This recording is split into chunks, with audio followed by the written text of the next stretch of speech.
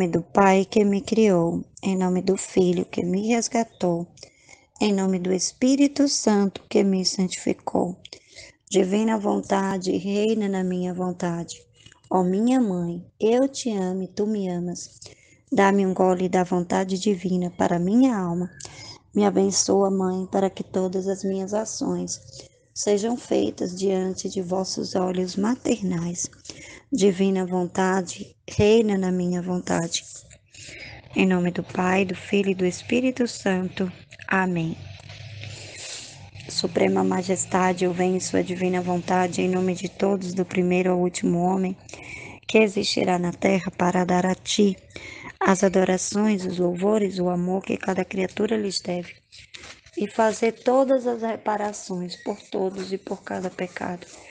Vem, Senhor, na tua divina vontade, dou-te a minha vontade humana, por meio do Imaculado Coração de Maria, que possui todos os dons e os frutos da divina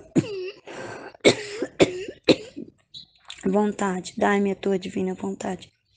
Vem, divina vontade, nesta ação que estou a fazer e em todas as ações que eu farei durante este dia. Amém, Fiat. Vinde, Espírito Santo, vinde, por meio da poderosa intercessão do Imaculado Coração de Maria, vossa amadíssima esposa. Vinde, Espírito Santo, vinde, por meio da poderosa intercessão do Imaculado Coração de Maria, vossa amadíssima esposa. Vinde, Espírito Santo, vinde, por meio da poderosa intercessão do Imaculado Coração de Maria, vossa amadíssima esposa. Estudo 12, vida íntima de nosso Senhor Jesus Cristo.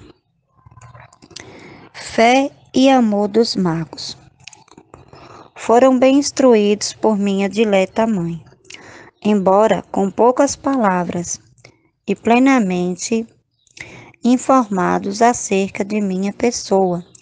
Logo acreditaram no mistério divino. Então, os magos acreditaram, né? Eles creram no mistério divino, né? Nossa Senhora falou para eles, né? E eles creram, eles viram, né? Contemplaram com seus próprios olhos, né? E não duvidaram. De novo, prostrados, adoraram-me e confessaram-me por verdadeiro Filho de Deus. Então, eles se prostraram, adoraram Jesus e confessaram ele como Filho de Deus e seu supremo monarca.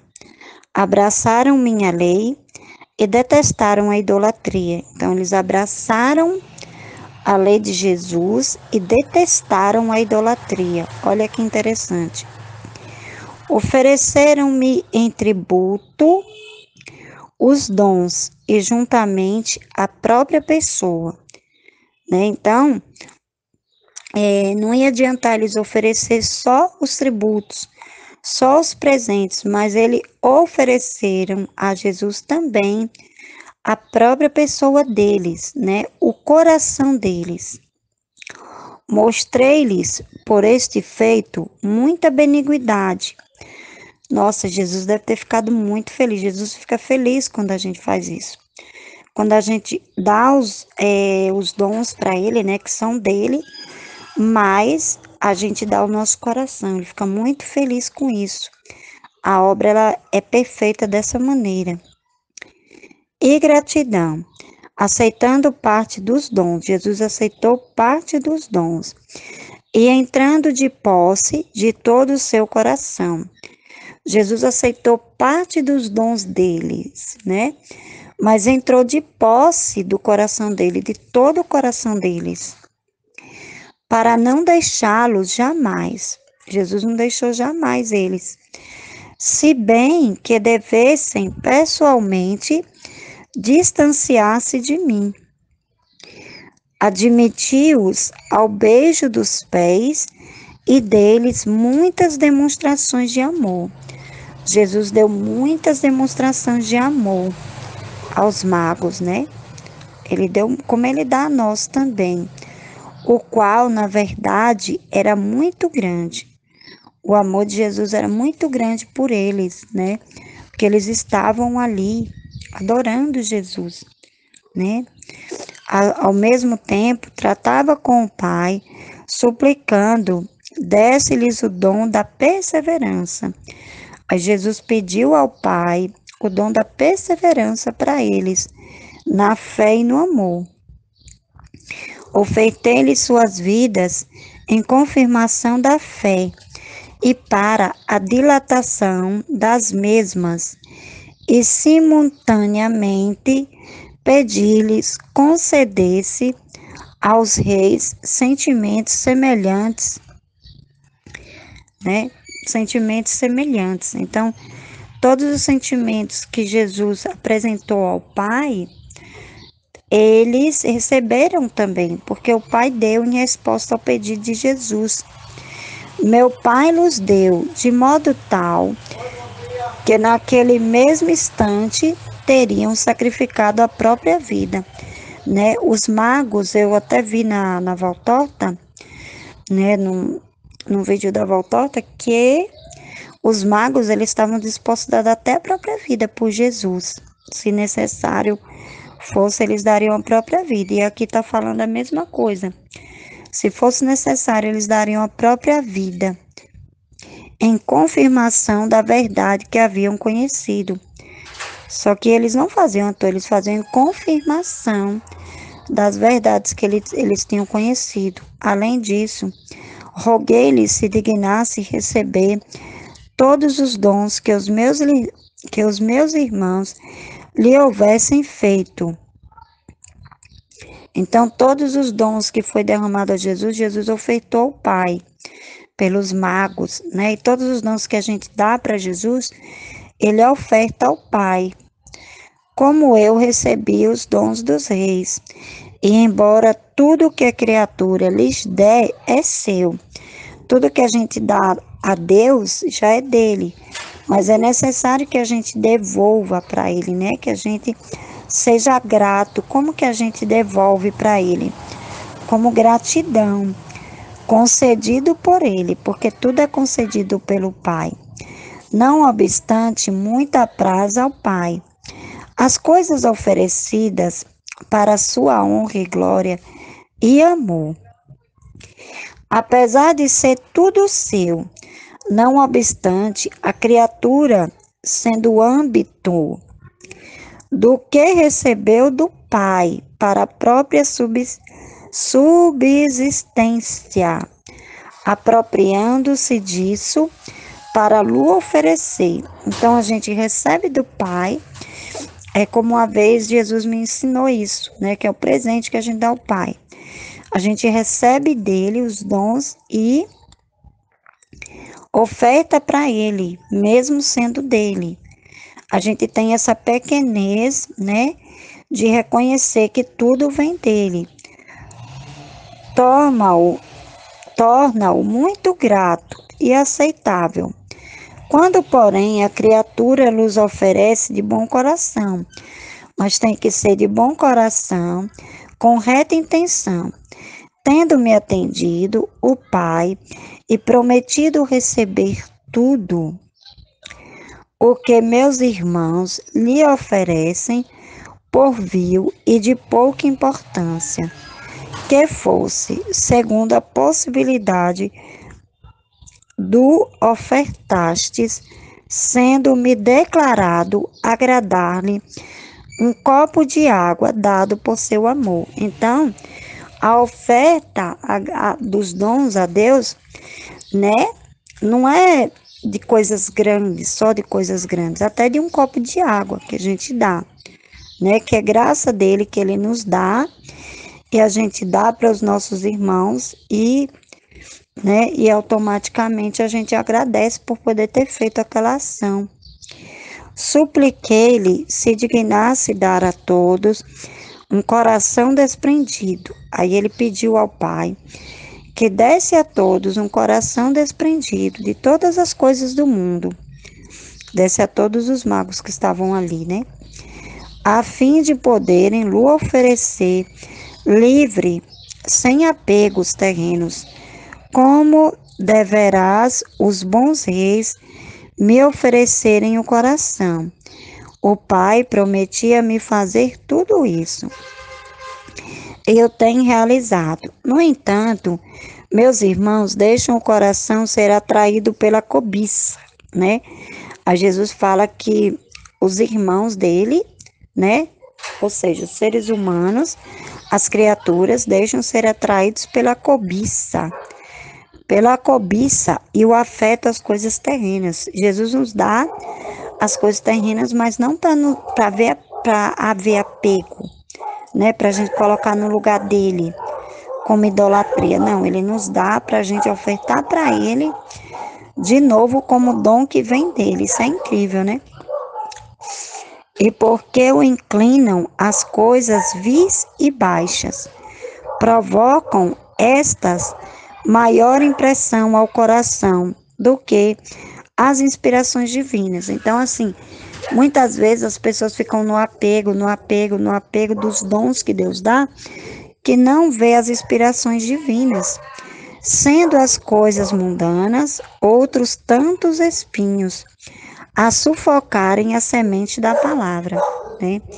Então, assim, ele fala, sendo as coisas mundanas outros tantos espinhos, né? As coisas mundanas, aquilo que a gente se apega, entendeu? Aquilo que a gente se apega, aquilo que a gente quer desfrutar, né? Das coisas mundanas e se tornam espinhos a sufocarem a semente da palavra e das inspirações divinas. Então, as coisas mundanas são esses espinhos, né? Que sufocam as inspirações da palavra. Via tudo isso e sentia grande pesar. Afligia-me muito ver o pouco fruto que meus irmãos colheriam. E Jesus se afligia porque os irmãos iam colher poucos frutos, né? Das graças concedidas pelo Pai, as minhas instâncias. Quanta pena me causava ver o coração do homem, criado para amar o Pai, todo apegado. Jesus sofria muito, porque o coração do homem que foi criado para amar o Pai, né, estava todo apegado às coisas terrenas. Seus afetos completamente dirigidos, né? Então, assim, o que é que a gente entende, né? O que é que a gente entende por isso? É como um áudio que foi postado aqui, né? Que Jesus explicou, né? Que nós, filhos da divina vontade, nós não temos que ter, né? Esse coração apegado, né? Nós temos que ser essa pessoa, nós temos que ter o exemplo dos magos, né? Os magos, eles estavam dispostos a dar sua própria vida, se fosse preciso. E eles ofereceram os dons deles para Jesus, né? Para Jesus, né? E o que aconteceu? Jesus pega aqueles dons que ele oferece para ele, né? Que Jesus não aceitou todos os dons dos magos, né? Tudo. Não, ele fala aqui que ele aceitou uma parte, né? Dos dons. E aí ele oferece ao Pai, né? Ele oferece ao Pai.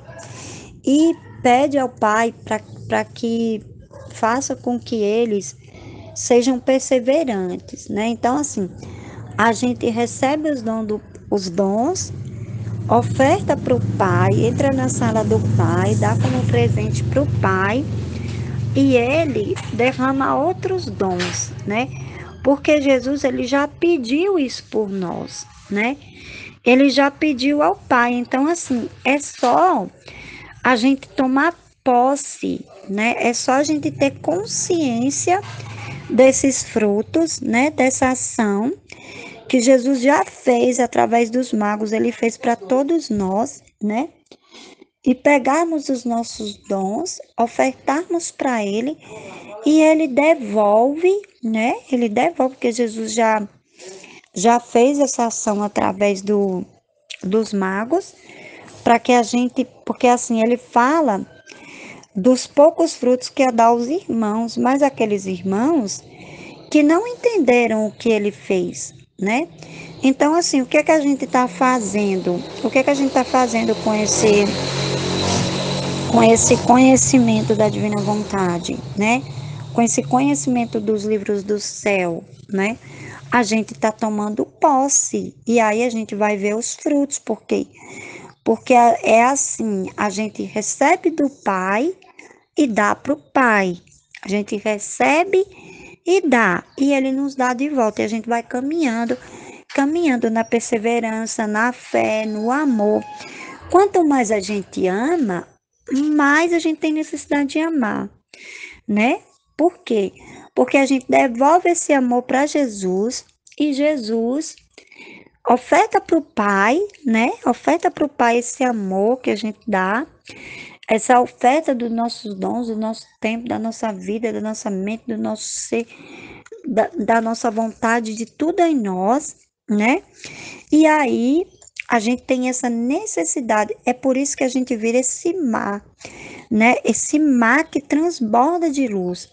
Porque quanto mais a gente a gente reconhece os dons que Deus nos dá, as graças que Deus nos dá, né?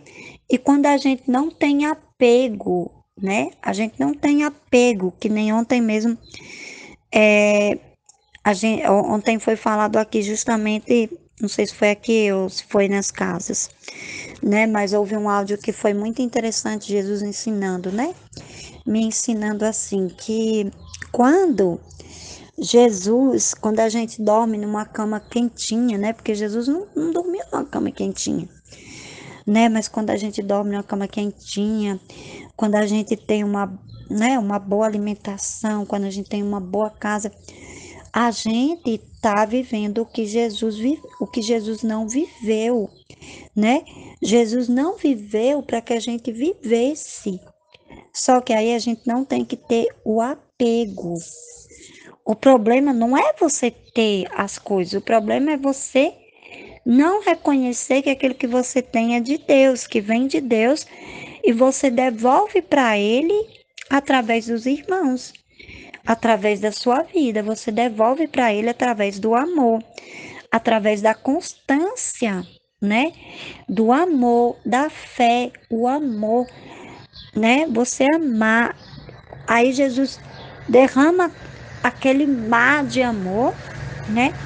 E aí você vê um irmão que às vezes não tem uma cama quentinha, e às vezes você tem aquela cama quentinha, né?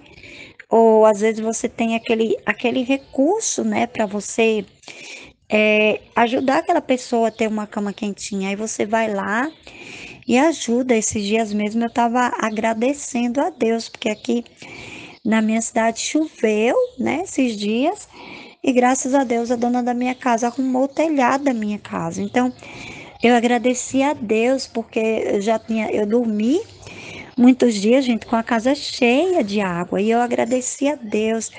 E aí quando eu ouvi, né, essa meditação, não sei se foi aqui ou se foi na casa, né?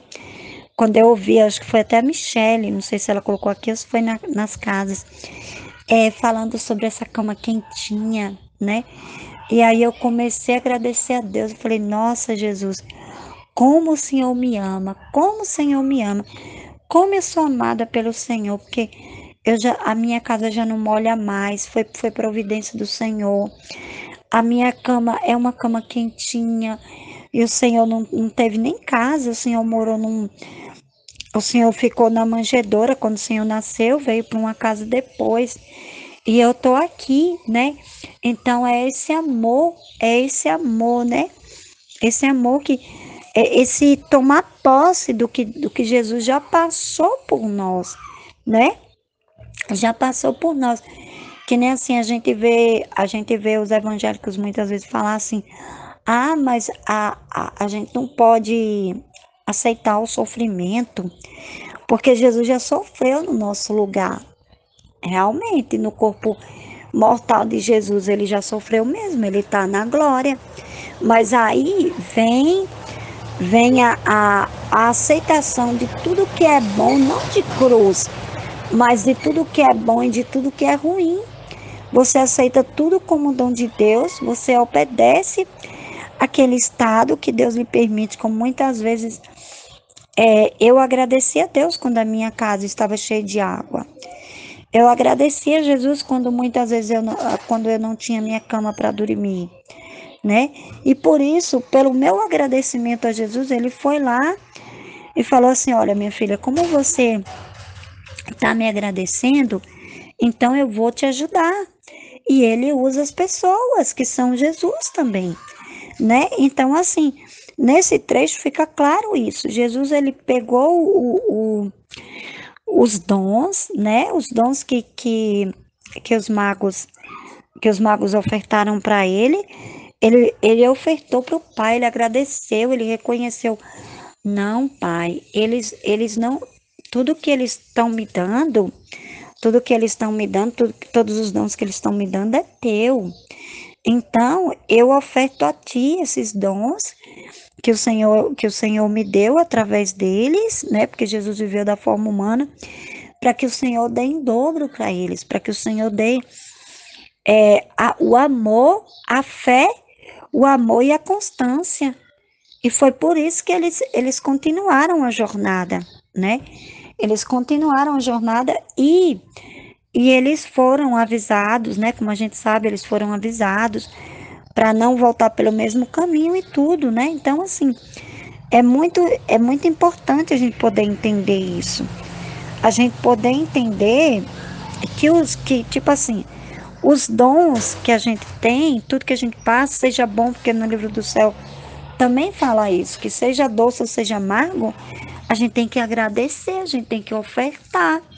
E aí a gente oferta para Jesus e Jesus já ofertou ao Pai, ele já fez a oferta. Então, só falta a gente tomar posse daquilo que a gente, dos frutos que a gente vai receber de volta da oferta de Jesus. E aí a gente oferta de novo e aí a gente vira essa alma vazia, né? Sempre vazia, mas ao mesmo tempo o vazio que nos torna dependente de Deus e a gente derrama essa caixa, esse mar enorme de amor, de graça, de entendimento, né?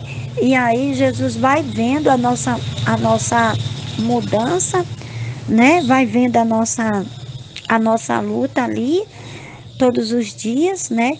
E aí o que que acontece?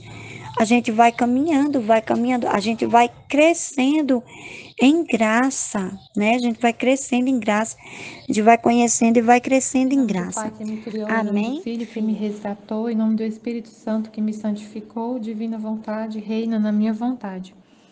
Minha mãe, eu te amo e tu me ama, dai-me um gole da divina vontade para a minha alma. Me abençoa, mãe, para que todas as minhas ações sejam feitas diante de vossos olhos maternais. Amém. Eu quero hoje falar sobre a casca, que outra forma de ver essa história da casca é que assim, né, Jesus falou no trecho que eu li ontem, que quem não quer operar na humanidade dele, que a humanidade dele é um véu que encobre a divindade. E que para chegar à divindade, eu tenho que operar com a humanidade dele. E quem não quer operar com a humanidade dele, viver com a mesma vontade dele, é a mesma coisa de uma pessoa que quer comer um fruto, mas não quer comer a casca. Quer dizer, você não quer se conformar à vontade de Deus e viver com a mesma vontade de Cristo, mas você quer encontrar Cristo. Não tem como fazer isso. Porque ele a humanidade dele é o véu que encobre a divindade. Então você só vai conseguir penetrar passar por esse véu se você estiver unido com ele, com a humanidade dele. Então não encontra Cristo quem não está conformado, vivendo com a vontade dele, operando com a humanidade dele. Aí na hora que eu falei, nossa Senhor, mas assim, então as pessoas não te encontram, então não encontram a divindade, porque se a gente for pensar quem que está conformado com a divina vontade, com a vontade de Deus, e está vivendo, né, com a vontade de Deus, então, né? E a pessoa achou então que encontrou o Senhor e não encontrou e vive. É igual a história da estrela, né? A pessoa não tá indo, mas aí acaba que se detém para a vontade humana e perde a, a estrela. Então acha Jesus, mas daqui a pouco perde não encontra ele verdadeiramente, não está com ele o tempo todo, em união, em contato contínuo com ele, porque não está conformado com a vontade dele, não está vivendo com a humanidade dele, né? Operando, agindo com a mesma vontade dele, com os mesmos desejos dele. Então ela está num processo assim ininterrupto, né? Tá com Deus, tá fazendo a vontade dele, mas daqui a pouco sai, fica ininterrupto, né? Mas quem para viver viver totalmente unido o tempo todo, sem perder o contato, é nunca fazer a vontade humana, sempre estar com a vontade de Deus, operando com a vontade divina. E aí hoje eu estava lembrando que no livro do céu ele faz essa alusão, né, à casca também, quando ele fala da cruz. Aí eu pensei assim, então Jesus, a casca é a cruz e a divina vontade é o fruto. Então eu só recebo o dom da divina vontade, ele está lá dentro da cruz. Se eu não passar pela cruz, se eu não abraçar a cruz, se eu não me deitar sobre ela, eu não encontro essa graça de viver na divina vontade. Não só me submeter, viver com ela em posse. O fruto que está escondido por essa casca da cruz é Jesus. Porque ele fala no livro do céu que ele e a cruz são a mesma coisa. E que ele fala também, Deus e a dor são inseparáveis. E ele fala várias vezes que ele e a cruz são praticamente sinônimos. Que eles são um só. Que ele é encarnado na cruz. Ele fala muito disso. Que ele e a dor não se separa, que ele se encarnou na cruz, que a cruz encarna Deus na alma. Então, não tem como separar Jesus e a cruz, né? Então, a cruz encobre Jesus. Aí ele fala no livro do céu, que é no volume 1,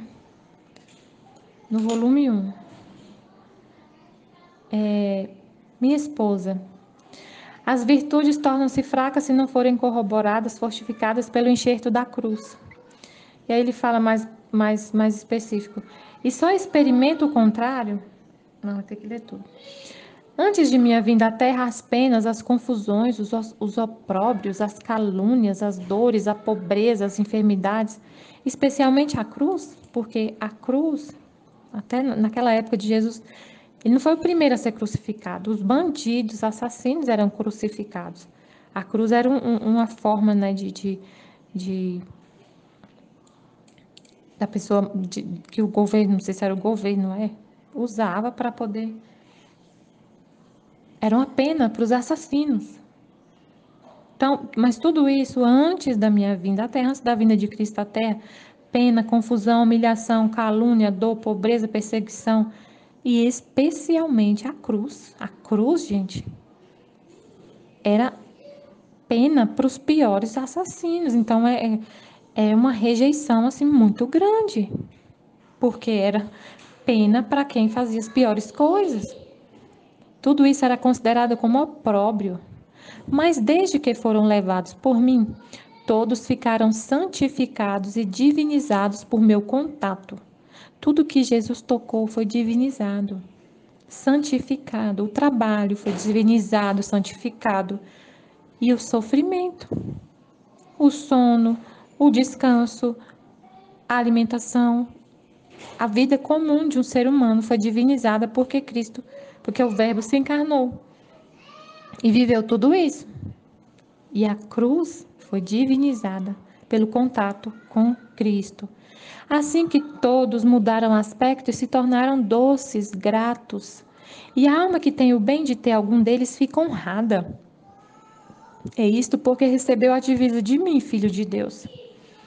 Então a alma que recebe que vive tudo que Cristo viveu, tudo isso se tornou doce, grato.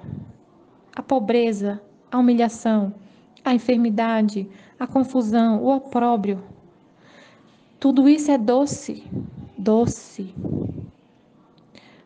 E a alma que tem o bem, quem recebe uma humilhação, tem que ver isso como ficar grato, agradecer, se sentir honrado, porque eu estou vivendo algo que Cristo viveu, que foi divinizado.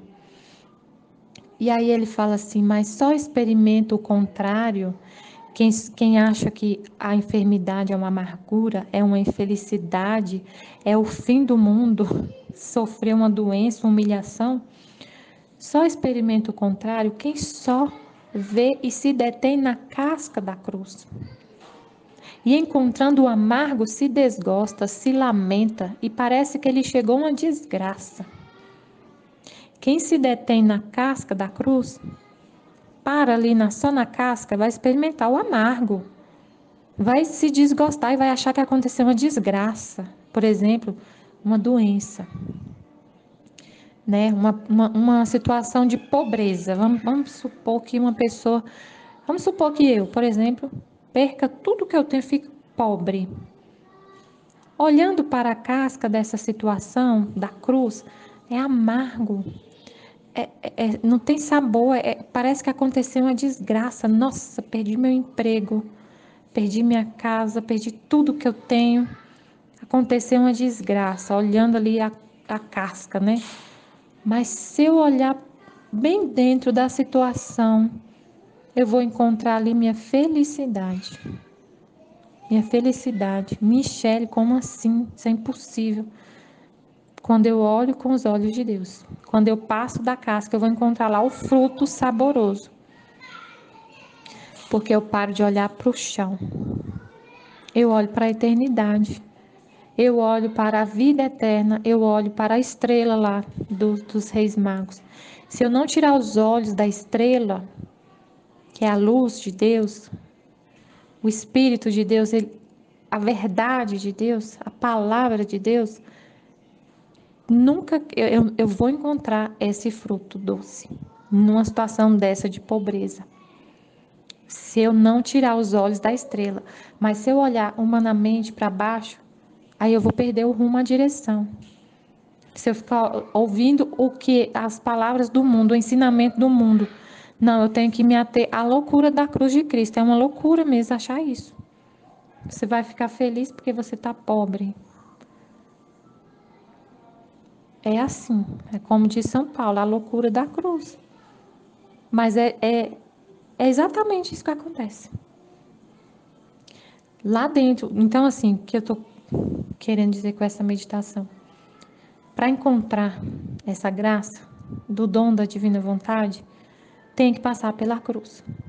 Ele está lá dentro, está coberto por essa casca. Então a gente tem que aceitar tudo. Aceitar tudo, não ter resistência, aceitar nenhum sofrimento, nenhuma tribulação, nenhuma humilhação, nenhuma correção. Então, quando a gente, por exemplo, está participando do grupo, da escola, Jesus está derramando aqui luzes incríveis, inéditas, é uma estrela que brilha, meu Deus, o tempo todo, assim, e muito forte o brilho dessa estrela, e a gente tira os olhos e passa a ficar olhando para o mundo, fica olhando para outras coisas. E também não quer participar, não escuta, né? Como Nossa Senhora, como ele falou aqui que ele falava com a mãe dele prestava atenção em tudo, não perdia uma só palavra, guardava tudo no coração, meditava tudo, colocava em prática. Se a gente escuta tantas coisas aqui, não coloca em prática, não fala, não partilha, não, né? Aqui eu nem digo porque não dá para todo mundo ficar escrevendo, né? Mas assim, se tem alguma dúvida, manda mensagem para a gente no particular.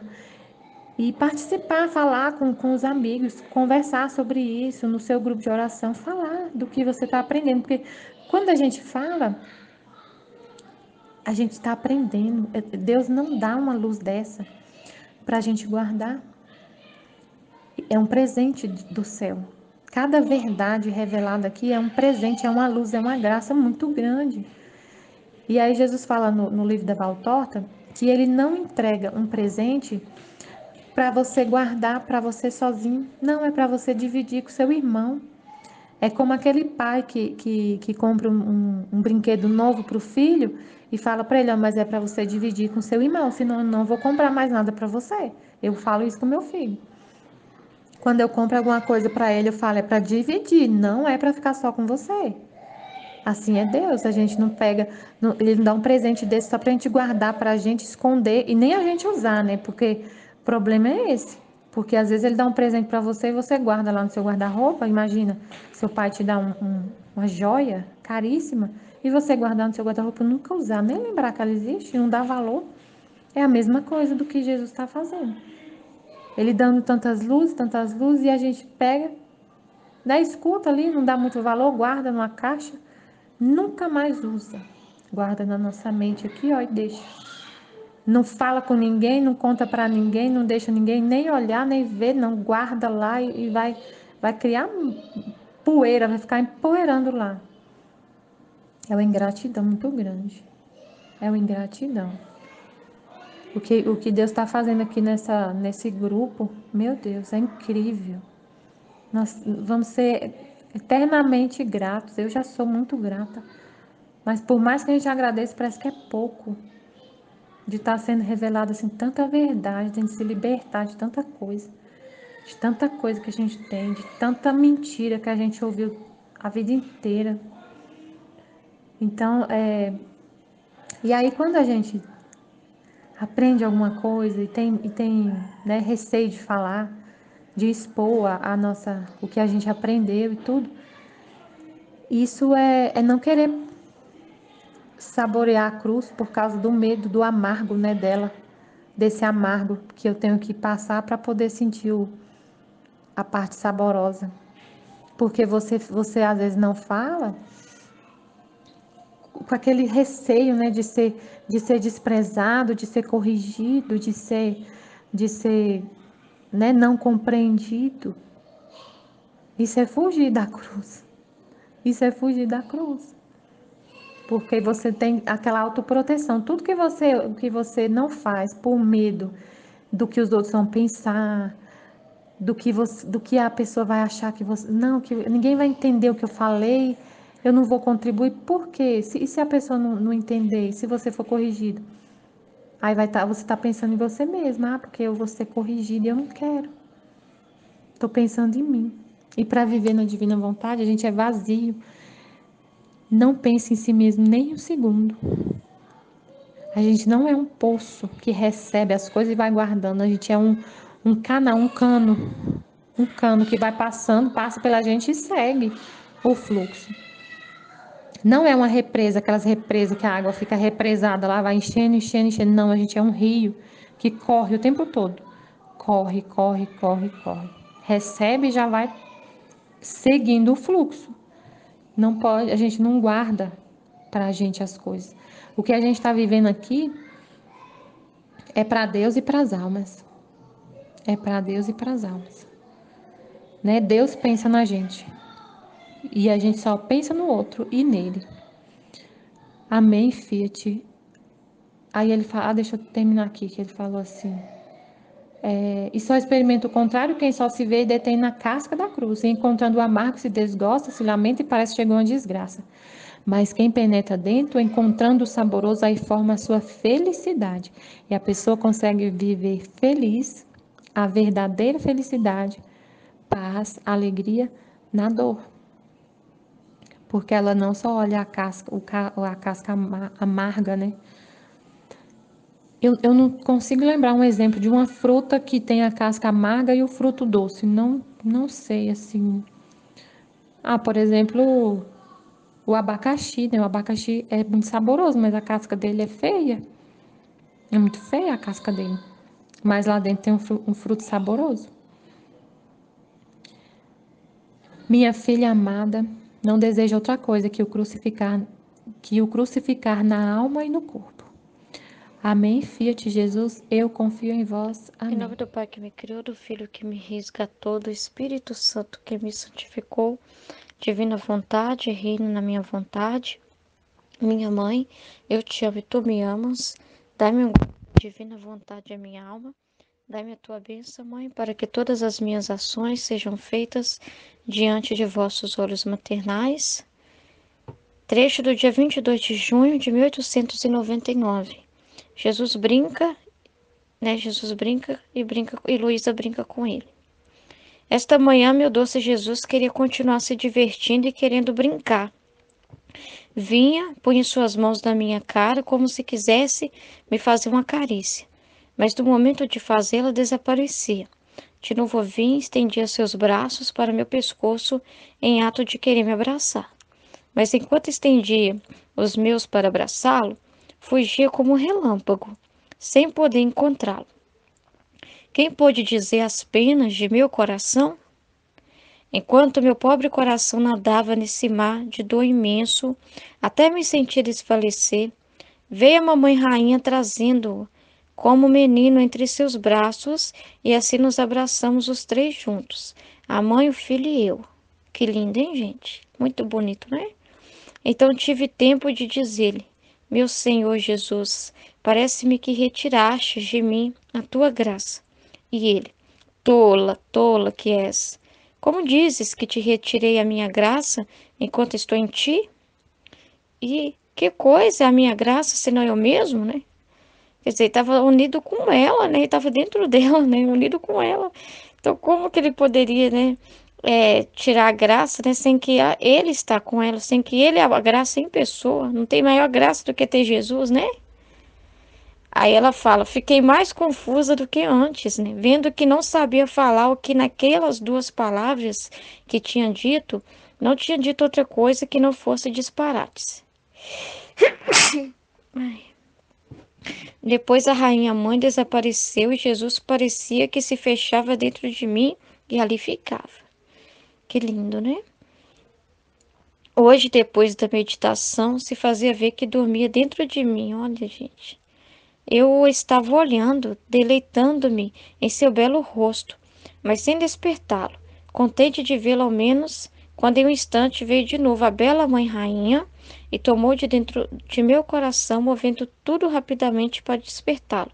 Depois de despertá-lo, colocou-o de novo em meus braços, dizendo: Minha filha, não deixe dormir, porque se dorme, vais ver o que acontecerá. Era um temporal que se preparava. Assim o menino, meio dormindo, pôs suas mãozinhas em meu pescoço e apertando-me disse: mamãe minha, deixa-me dormir. E eu, menino, meu menino bonito, não sou eu quem não quer deixar-te dormir. É a Nossa Senhora Mãe que não quer. Eu te peço que a contentes. Certamente que nada se nega à mãe e, sobretudo, a essa mãe. Depois de tê-lo mantido acordado por alguns momentos, desapareceu e assim terminou.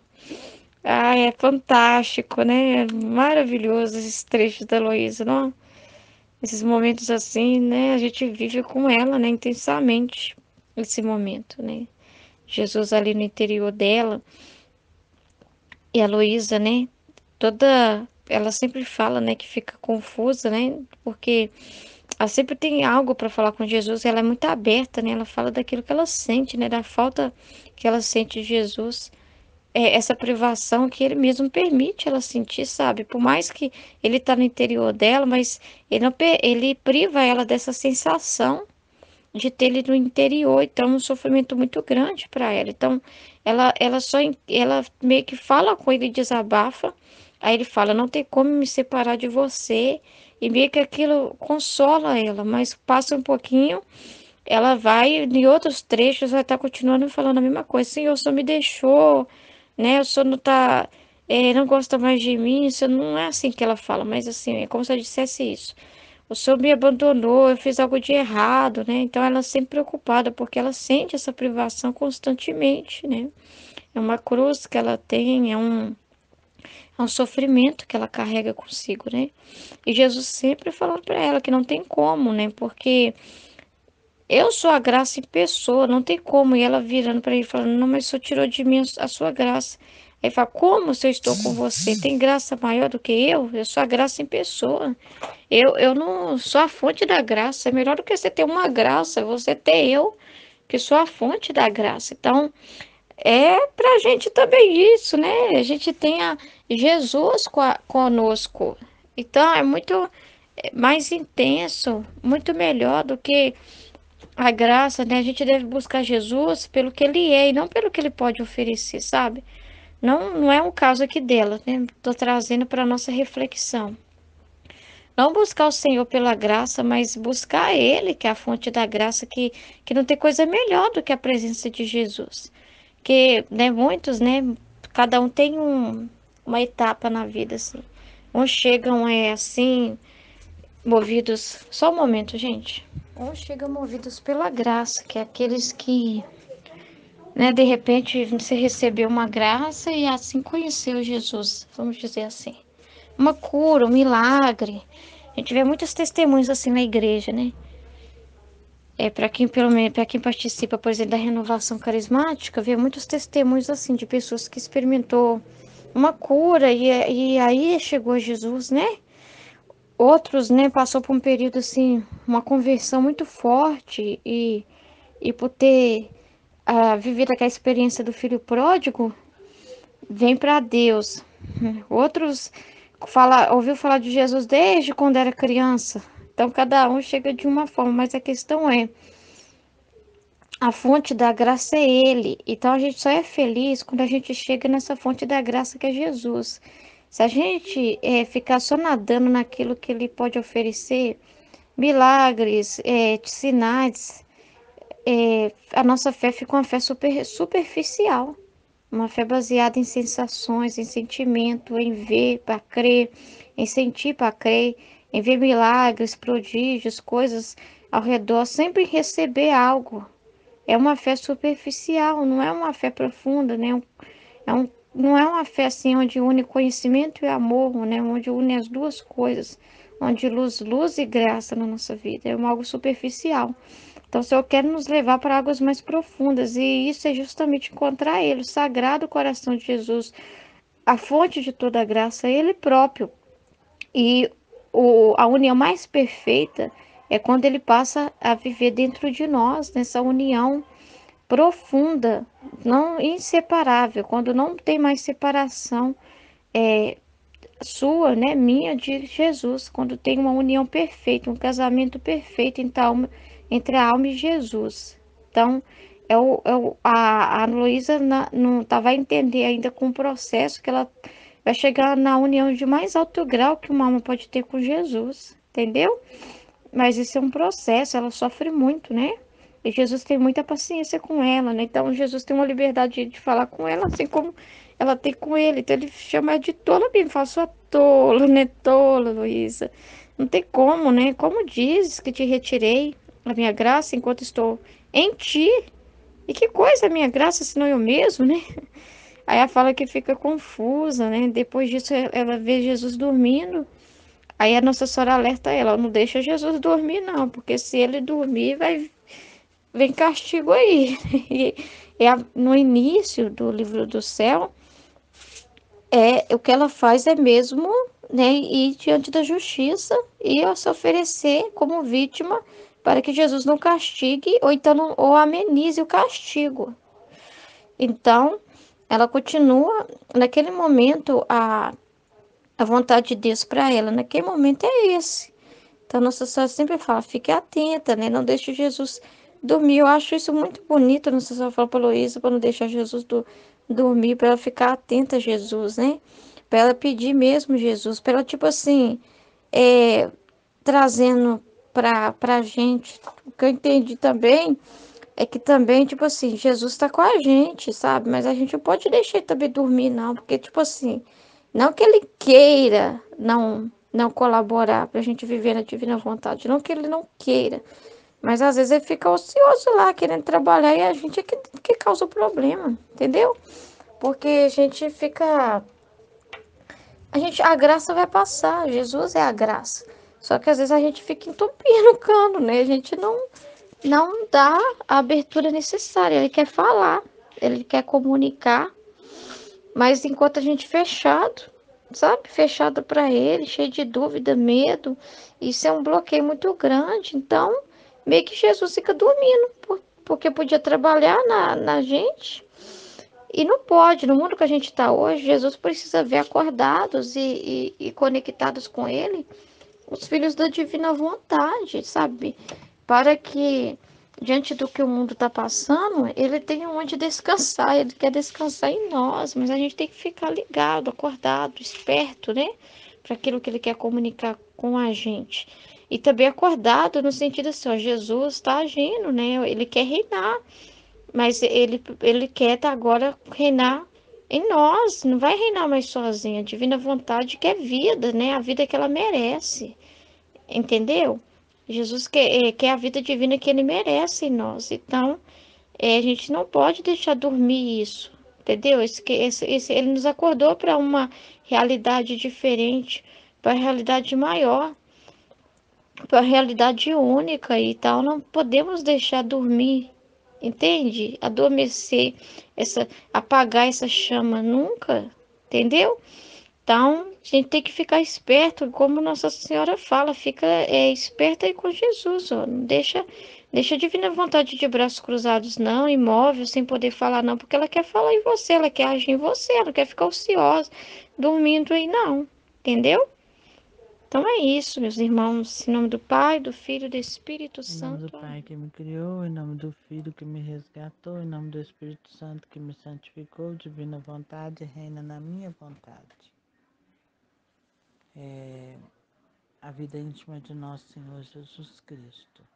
Nessa semana estudando a chegada dos Reis Magos. E logo no comecinho do capítulo, a Santa Ágreda escreve assim: Desejo e súplica de Jesus. Avizinhava-se o tempo da chegada dos Reis Magos, a esposa caríssima, e eu sentia desejo muito grande de sua vinda. Já fizera muitas preces a meu Pai de que eles movesse o coração, os inflamasse de ardente desejo de vir reconhecer-me como o verdadeiro Filho de Deus. Mas não receberam esta luz antes de chegarem à gruta. Tiveram ânsia ardorosa de ver-me, conhecer-me e adorar-me, mas não me consideravam verdadeiro Filho de Deus enquanto não me viram. Contemplava os bons reis que se encaminhavam para mim com tanto empenho, seguindo a estrela com alegria tão intensa. Observava todos os seus padecimentos e as incomodidades de tão longa viagem e sentia por eles grande compaixão. Suplicava ao Pai desse a toda a sua descendência, a saber, os gentios, a mesma graça e favor que lhes concedia, a fim de que chegassem a adorar-me a mim, o verdadeiro Deus. Amém. Fiat. Jesus era um bebezinho, né? E lá na gruta, ele, antes da vinda dos reis, ele já os seguia com os olhos, né? Ele já os via, ele sabia de onde eles estavam vindo, como, quando e com quem estavam vindo, sabia todas as intenções do coração deles, conhecia tudo. Porque Jesus, apesar de ser um bebezinho, né, está na carne humana, né, ele estava humanado, mas ele era divino e ele não perdeu a divindade dele em nenhum momento. A encarnação foi feita com a união hipostática, né, da divindade com a humanidade. Na humanidade foi colocada a divindade de um Deus, né? Então, como na vida íntima ele nos conta, né, tudo que ele viveu na intimidade dele, porque o homem tem uma vida interior, que é a vida íntima, e tem uma vida exterior, que é a vida que todos conhecem, né? E ele revela a Santa Ágreda exatamente esse interior que ninguém vê, né? E ele foi sempre de reparação por tudo, tudo, tudo. Então, quando ele desejava que os reis magos chegassem na gruta, porque ele conhecia o amor que eles tinham no coração, né? Como eles eram pessoas boas. Então, ele rezou por eles, né? para que eles corresse tudo bem na viagem deles, tanto de vinda quanto de volta. Mas ele fala que os reis, né, apesar de empreenderem essa jornada, né, para conhecer o rei das profecias, né, eles foram atrás do que estaria profetizado, né, que seria a vinda do Messias, eles queriam conhecer, mas eles não tinham ideia de que fosse um Deus, né? Eles pensavam que era um rei terreno, né? Um rei, um humano, uma pessoa humana, um rei que nascia para libertar o povo, mas humano. E aí, quando eles viram Jesus, aí porque Jesus explica assim que o Pai parece que colocou um véu para que as pessoas não vissem a divindade, vissem apenas a humanidade. Porque se vissem a divindade, morreriam todos de amor, de paixão, e ninguém ia ficar sem acreditar, né? Então ele ficava velado. Mas aí a divindade. Mas para os reis magos, né, ele parece que o que ele fala aqui que ele mostrou essa divindade. Eles acreditaram nessa divindade, né? E confessaram a ele como rei e como Deus, verdadeiro Deus, Filho de Deus.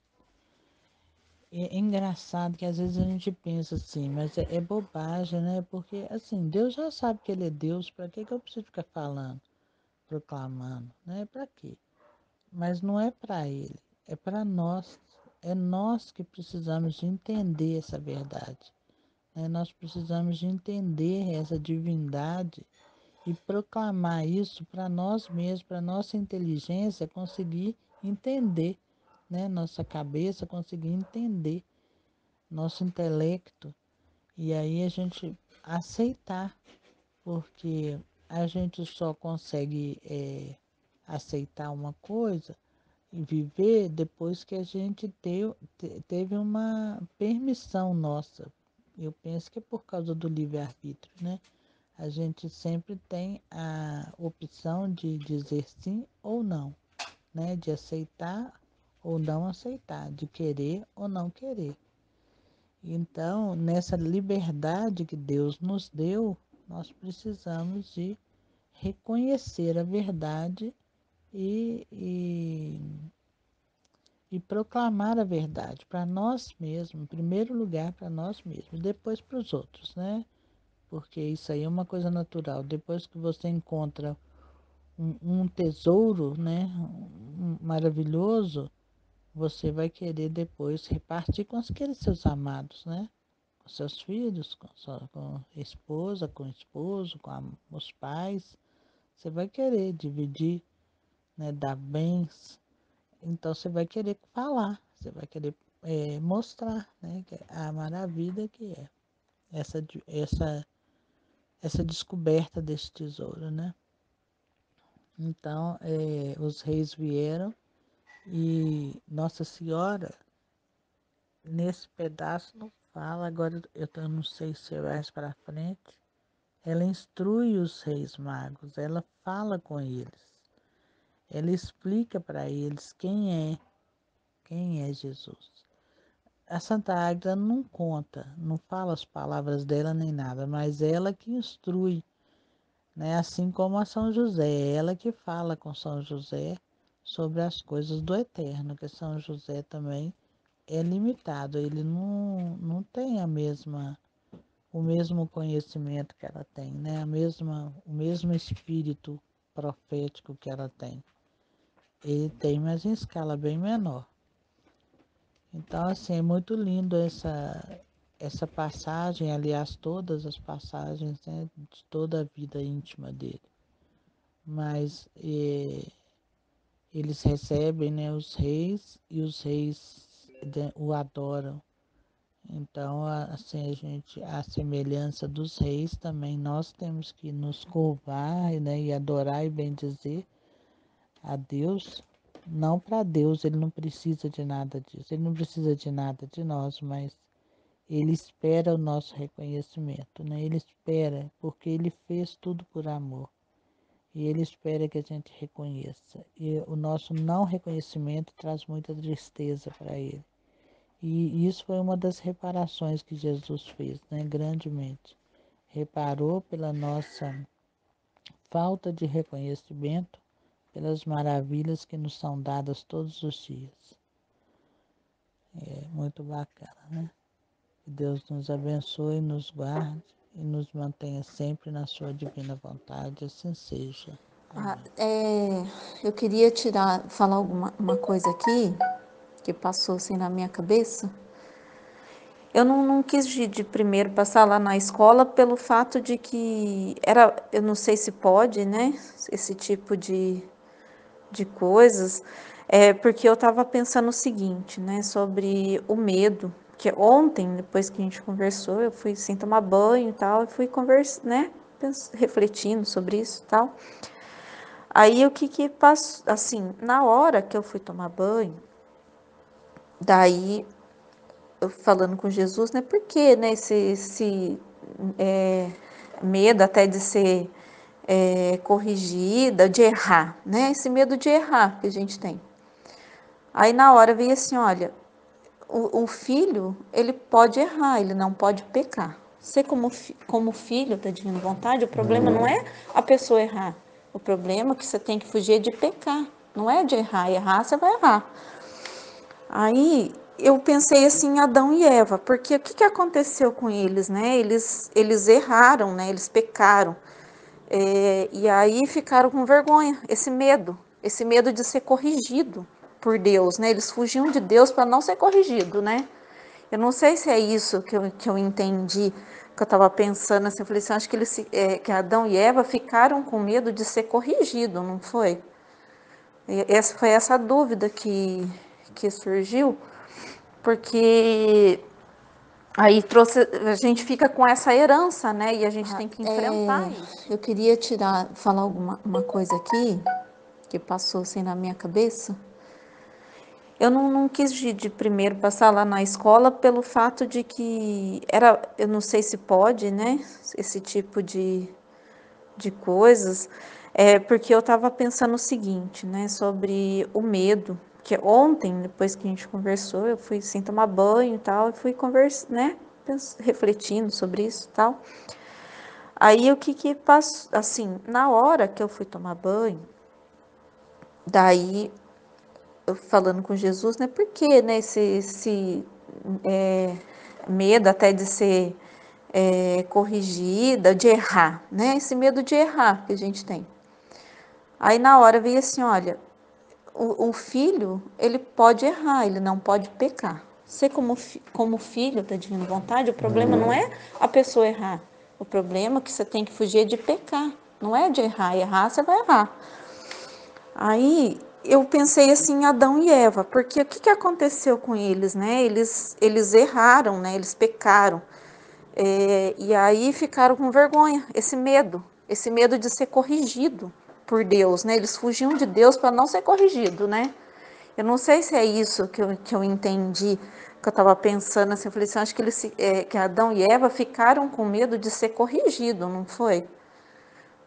Foi essa dúvida que surgiu, porque aí a gente fica com essa herança, né? E a gente Eu tem já que pensei nisso. enfrentar isso. No capítulo 17, Jesus fala, né, que a Eva, ao invés de voltar para ele, para o Pai, para ser purificada, para receber de novo o sopro do Espírito Santo e ser purificada, não, ela voltou para a serpente. Como se fosse assim, eu acho que ela viu Deus como um severo, assim, não amava, né, e não teve coragem de voltar para ele, para pedir para ser purificada. Ela ficou assim, igual você falou, né, escondendo. Essa é a culpa, né? Eu entendo que a culpa é isso, é você ficar naquela, Deus não vai me perdoar, eu tenho medo, eu errei muito, meu pecado é muito grande, minha falta foi muito grave, não sei o quê, e não voltar É verdade, para pedir meninas, é perdão. verdade, Liliane. A gente, o errar, a gente vai sempre errar. Agora, o que a gente realmente, o que a gente não pode é pecar. E assim, o que eu entendo nessa questão de correção é que quando você tem medo da pessoa te corrigir, né, como aconteceu há uns tempos atrás, né, um teste que eu passei, né, que até depois a Aline falou, a Aline me explicou até depois, né, porque assim, eu mesmo, nossa, eu fui para casa da Aline, eu fui para casa da Aline, fiquei lá com ela, conheço ela, entendeu? Sei como é que ela é. Tipo assim, se é uma pessoa que um dia pode chegar assim num lugar, que um dia, sei lá, se por um acaso precisar, pode chegar num lugar e pode falar assim, não, a Aline é desse jeito porque ficou lá na casa dela, fui eu, né? Então, assim, isso não é para glória minha, né? Não é porque, nisso, não é porque eu sou melhor que vocês, mas é pela graça de Deus. Deus me deu essa graça para que eu conhecesse ela, entendeu? A pessoa que menos imaginaria, né? Conhecer a Aline. Então, assim, quando eu cheguei, eu comecei a caminhar aqui em casa, tudo. Só que aí, depois foi acontecendo as coisas. E até a Aline até falava, quando eu tava lá, a Aline falava assim, agora você vai falar mais comigo, né, Cíntia? Desse jeito. Agora você vai falar mais comigo, que agora você me conhece, então agora você não tem mais medo de falar comigo. Só que assim, eu não tinha medo, não era da Aline, que nem a Aline explicou pra mim. Eu não tinha medo, não era da Aline. Eu tinha medo, era de Jesus, era do pecado, entendeu? Era do pecado. Hoje eu até estava falando com ela, que é uma coisa que eu tenho horror. Horror é o pecado. Então, acho que é por isso que eu me coloco muito na dependência de perguntar, entendeu? De estar perguntando justamente para não errar. É como meu padre, eu também pergunto muita coisa, entendeu? Porque assim, porque a correção no errado não dói, gente, não dói. O que dói é a correção do pecado. Agora, a correção do erro é diferente. A correção do erro você aprende e pega para a vida. Agora, a correção do pecado, que era a correção que Eva com certeza deveria ter, porque tinha medo de Deus ser um pai severo, como a Michelle colocou, entendeu? E castigar ela, quando na realidade ele ia só devolver para ela a pureza que ela tinha perdido, né? Então, assim, eu vejo muito isso também, Liliane. Eu vejo, assim, nossa, você confirmou uma coisa que Jesus tinha Esses dias eu explicado para falei em uma mim, das entendeu? meditações que eu fiz, não lembro que dia foi, se foi na escola, não lembro. Que a gente tem que começar não, a nossa relação com Deus deve ser de pai e filho, assim, uma relação muito assim, verdadeiramente como pai e filho, igual com o pai daqui da terra. Por exemplo, aí eu dei o exemplo, né, quando a gente faz alguma coisa com o pai que a gente fez sem querer. Se eu fizer aqui com meu pai, por exemplo, eu eu arranhar o carro dele, sem querer, eu dei o exemplo, eu arranho o carro do meu pai. Aqui na terra, quando eu faço isso, eu não vou lá e falar, pai, me perdoa, foi sem querer, porque eu não vi, pai, eu vou arrumar esse carro seu aí. E abraço ele, beijo, tranquilo, né? Não fico com aquela culpa, com aquela coisa. Pelo menos eu com meu pai, eu sou assim. E aí, com Deus, a gente arruma, a gente faz um estardalhaço, né? E quando comete algum pecado, a gente se sente tão culpado, tão culpado, tão culpado e não quer nem saber, não quer voltar para Deus, né? Mas aqui na terra a gente bola para frente, né? Faz como se nada tivesse, vive como se nada tivesse acontecido. Mas com Deus a gente fica sempre lembrando, remoendo aquela história e não se perdoa e não sei o quê. Tem que ser igual aqui com as pessoas aqui. É uma família, né? Claro que Deus é o criador e tudo, mas a gente, como a Aline disse, a gente põe ele no sofá da sala, né? Não fica colocando ele assim como algo, uma pessoa que eu tenho que ter muita cerimônia para falar, muita, Talvez, Aline, eu lembro exagerada. que, não sei se foi numa aula, numa live, não sei, que uma vez, ou foi numa meditação, não sei, que a gente que você falou uma vez que essa questão do não ser corrigido, né? Essa questão de não gostar de ser corrigido, né? É uma coisa que não faz a pessoa crescer, né? Não faz a pessoa crescer, porque assim, hoje eu estava pensando assim, hoje eu tirei meu, desde antes, não sei nem de que dia que eu ando meditando, porque a minha cabeça está fervilhando. Então assim, eu fiquei assim pensando, né? Fiquei pensando assim, como que Deus é, né? Como que Deus é. Se a gente,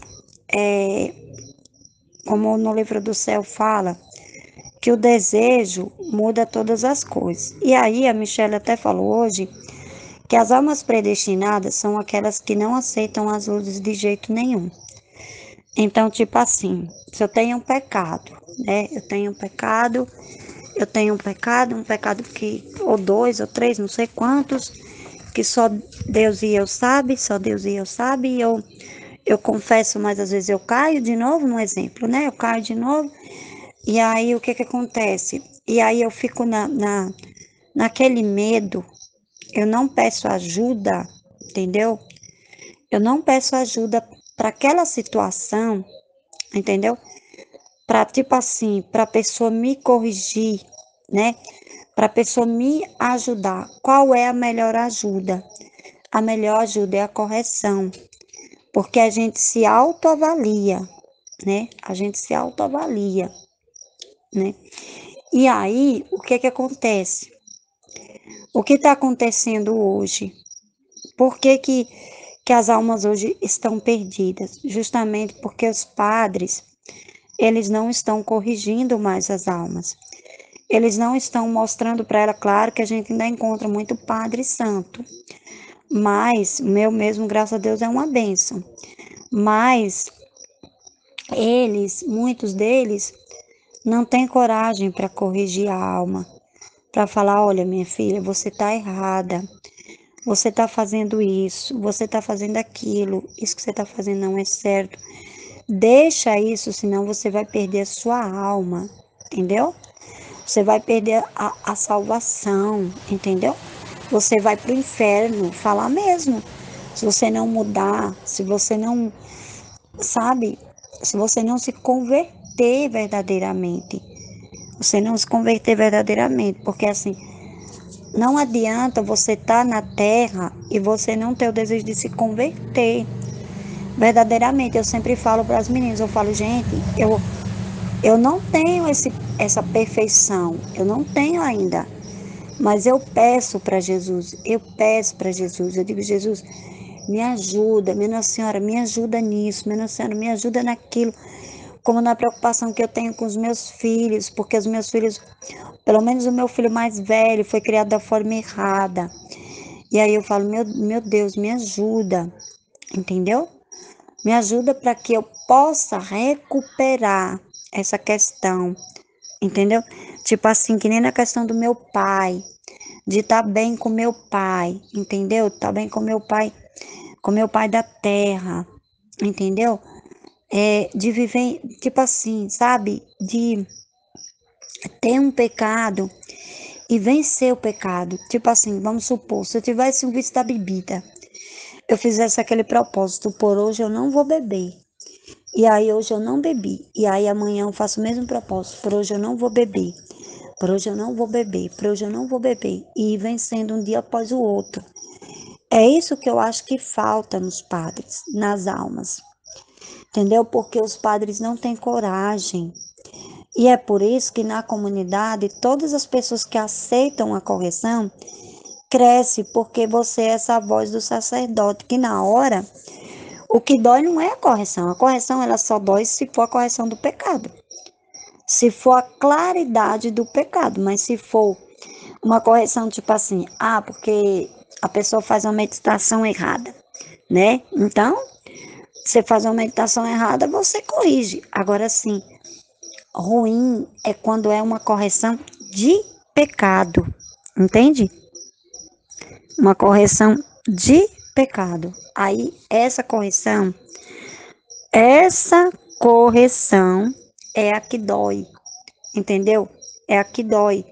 Tipo, quando eu tive que passar pelaquele teste lá com você na questão da Poliana, entendeu? Que eu falei pra você, que eu falei assim pra você que eu tinha medo de você, né? E aí depois Jesus falou pra mim que eu não tinha medo de você, eu tinha medo de Jesus, entendeu? Eu tinha medo de Jesus, eu tinha medo da exposição, entendeu? Da exposição de Jesus. E aí, a vida da Maria Madalena, nossa, a vida da Maria Madalena foi impactante na minha vida. Eu posso dizer para você que eu vou ser muito sincera, se eu pudesse assistir aquele filme de novo, eu assistia. Se eu pudesse ter o livro da Maria Madalena, eu lia, porque sempre eu preciso ouvir para mim me lembrar, sabe? Porque a Maria Madalena, eu vou te falar, a Maria Madalena, ela teve o amor por Jesus, um amor tão grande que ela nem pensou. É igual que eu tenho por Jesus. É igual que eu tenho por Jesus. Eu não penso. Eu não penso. A única coisa que eu não quero é pecar, entendeu? Eu não penso tanto que é que agora eu nem ligo, entendeu? Eu nem ligo para as correções. Eu nem ligo para, tipo assim, para você sentar comigo, você falar. Eu gosto da sinceridade que você fala, entendeu? Do que você fala, do que você chega para mim, eu falo assim. Nossa, olha a graça que eu tenho. Olha a graça grande que eu tenho. Entendeu? Olha a graça que eu tenho, porque depois que eu entrei na Divina Vontade, que eu entrei na comunidade, eu só tenho crescido.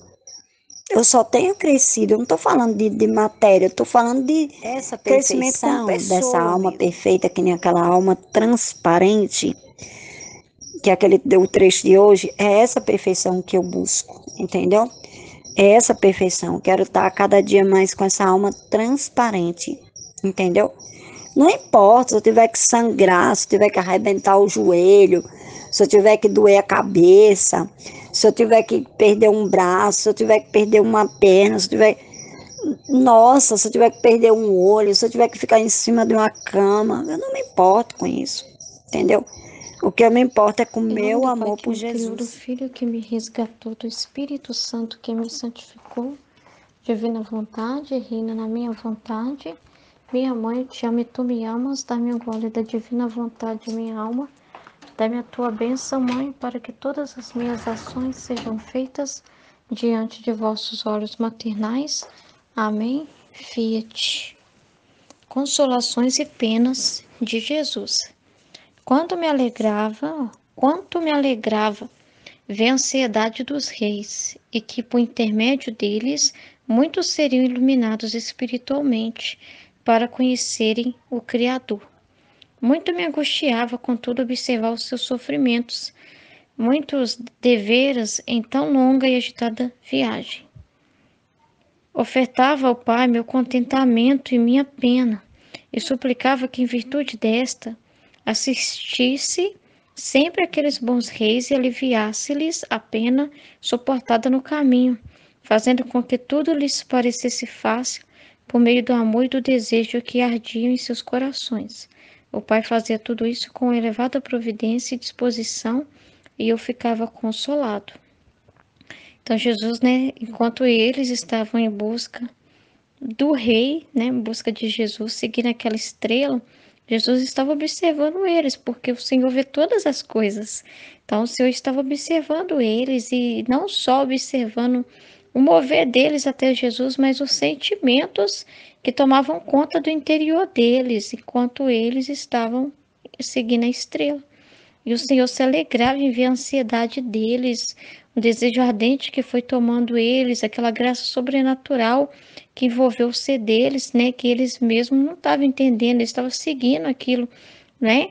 Então, o Senhor estava muito contente, e porque através da visita dos magos, através do mover dos magos para encontrar o rei, né? Para encontrar o Cristo, muitos e muitos seriam iluminados também. Então pensa que aqueles reis magos, depois que experimentaram o que eles experimentaram, eles nunca mais foram os mesmos.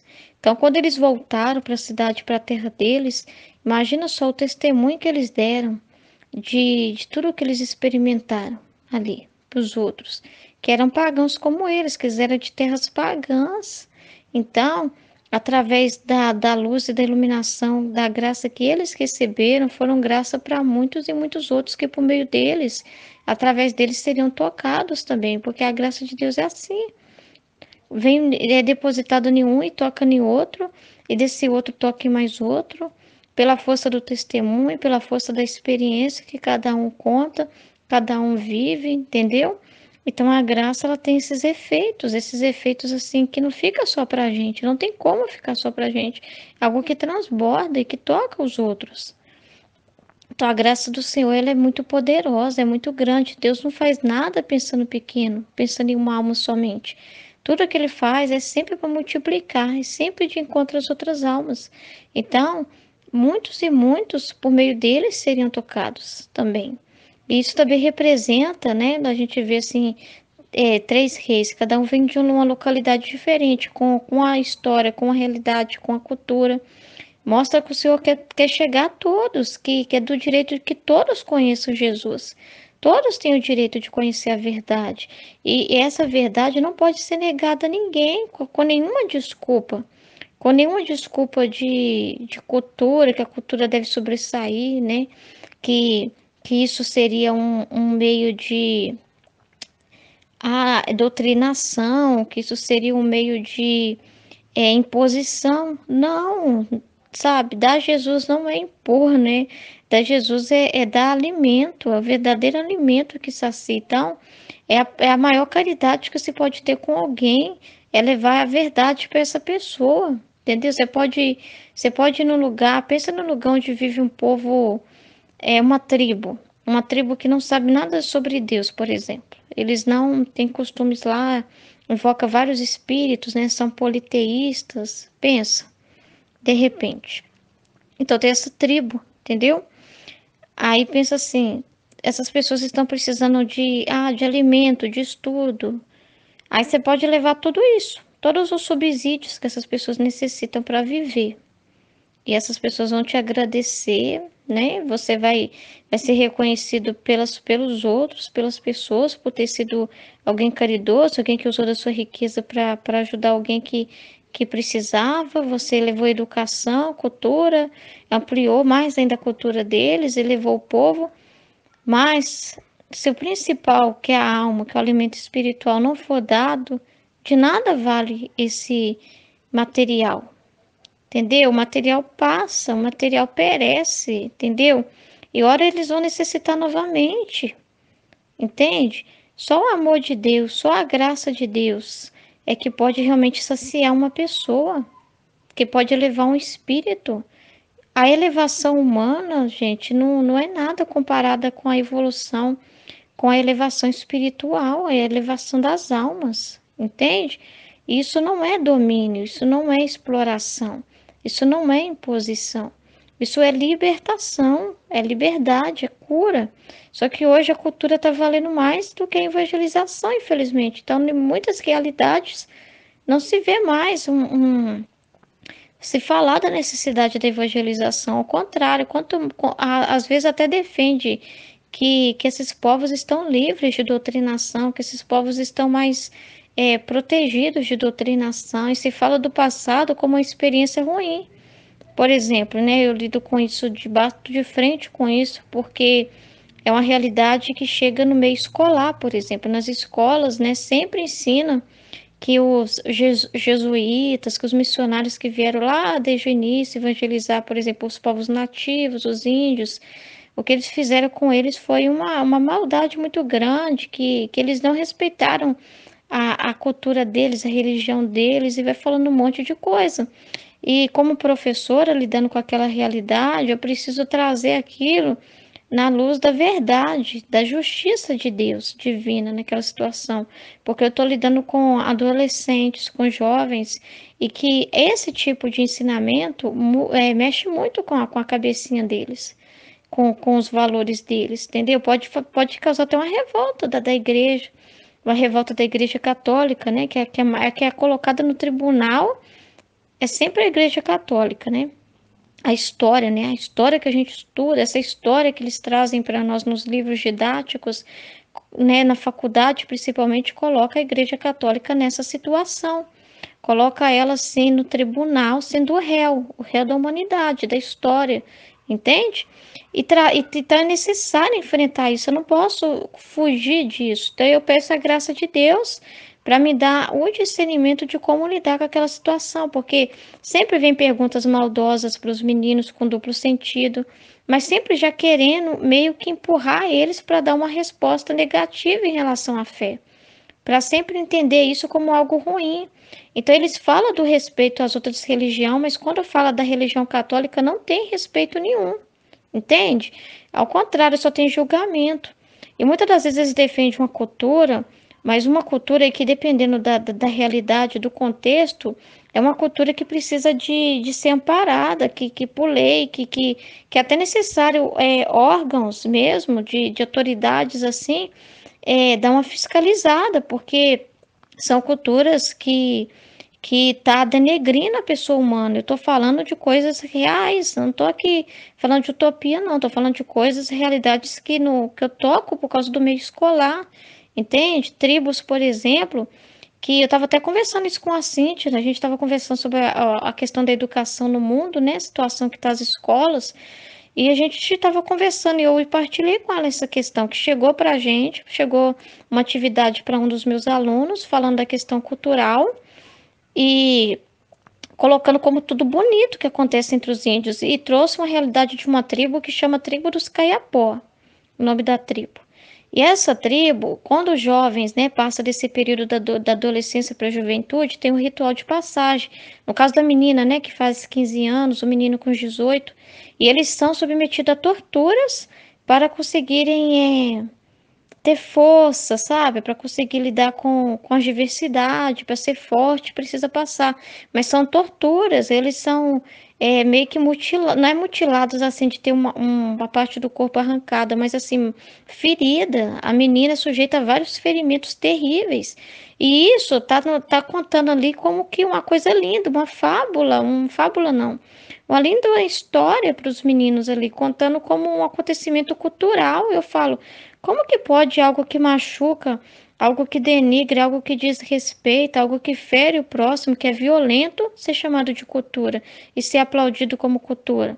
É hora de, né, autoridades que vê essas questões aí, né? Se eles não têm consciência, é amparar eles nesse sentido. A partir do momento que tiver uma intervenção, eles vão ter consciência. Aí é diferente.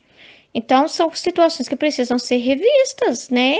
Que estão agindo como animal, nem animal faz isso, né? Com a própria espécie, assim, né? É uma coisa meio esquisita. Então, e é chamado de cultura. E o mesmo texto que denegria, que falava bem desse tipo de coisa, denegria o trabalho infantil, né? Falava da maldade que é o trabalho infantil, a realidade de crianças que não estudam. Isso é também uma injustiça. Mas como que eu só aponto a injustiça do branco e a injustiça do dominativo, né? Eu aplaudo e chamo de cultura. Como assim? Será que só o branco, né? Eles falam o branco, né? Assim que eles falam. Será que só o branco é o carrasco da história, né? Então, peraí, espera aí. Então, é necessário, né? Na divina vontade, como, né, uma profissional liberal, né, como uma professora, trazer essas realidades para os alunos e ensiná-los a ver nessas duas vertentes, não só naquilo que eles querem que os alunos vejam, e eu mostro mesmo para eles a maldade às vezes escondida no texto, porque para abrir o entendimento deles, para ajudar, entende? E eu falo sem medo, eu tenho essa liberdade quando eu dou aula em casa, né? Na escola certamente já me mandaria embora, com certeza, e até poderia ter sofrido uma punição maior, de tão difícil que tá essas questões, que o cerco está se fechando. Os professores cristãos que estão trabalhando agora no ensino público não vão conseguir por muito tempo ainda manter, de certa forma, uma posição, né, uma posição de verdade, de justiça dentro de uma sala de aula, porque cada vez mais, em nome da cultura, se defende o que é errado para se justificar o que é, né? Para justificar, não, justifica o que é ruim, não é? Justifica o que é ruim e vai contra aquilo que é bom. Então, é uma inversão de valores muito grande. E para os meninos, está começando essa fase ainda. Muitos caminham na igreja, né? Outros não. E muitos também não estão muito nem aí, nem assim, não tem ainda aquela. Tá ainda em processo assim de formação, né? Então, precisa daquele amparo de casa e às vezes não tem. Então, eles estão muito mais vulneráveis a ser contaminados, entende? Contaminados com essas realidades. Se nós como professores e os pais não tiverem essa atenção daquilo que eles estão vendo na escola, é um perigo. Então, estou trazendo essa realidade porque foi falado sobre isso na escola e eu, né, me lembrei dessa situação que eu tinha partilhado com a Cíntia. Então, é, é complicado, sabe? Então, anunciar o evangelho, gente, é uma bênção, uma caridade. Claro que sem imposição, não é imposição. A igreja não faz isso, gente. Você fala assim, ah, mas tem imposição. Se tem, é por falta de um discernimento de alguns, mas por causa da falha de alguns, não se pode punir o todo, não se pode ir lá na base da nossa fé e pisar por causa dos que não estão sendo coerentes com a verdade, entende? Isso é uma questão de discernimento. Se a pessoa está ouvindo a própria voz e não está seguindo o conselho reto e sincero e fazendo as coisas na verdade, isso foi da vontade humana da pessoa.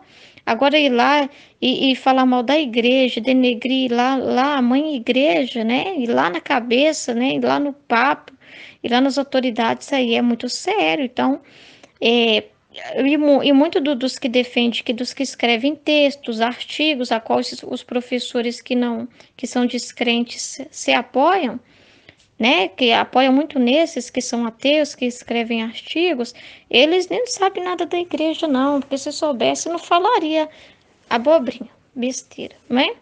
Então, Jesus é para todo mundo e mostra muito isso, a realidade dos três reis magos. Então, ele quer chegar a todo mundo. Então, é, a gente não pode faltar com a verdade, né? Não esconder Jesus, né? Jesus foi feito para vir, ele ficou de braços abertos na manjedoura, né? Para entrar em todos os corações, não só no coração de um povo específico, mas em todos os corações que se abrem a ele.